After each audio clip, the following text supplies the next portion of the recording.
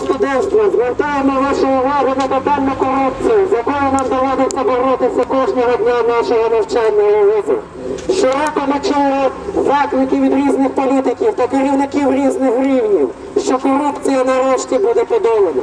Проте декларації залишаються лише деклараціями. А студенти як платили хабарі, так і платять. З нас вимагають гроші за заліки та екзамени. У вузах приймають виповні довідки для отримання пільг при вступі.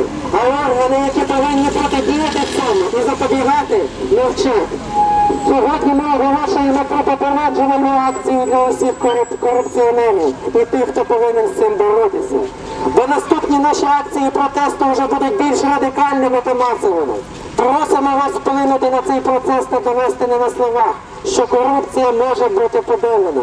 Знаємо вас як принципових керівників і віримо, що найближчим часом злочинці будуть покарані.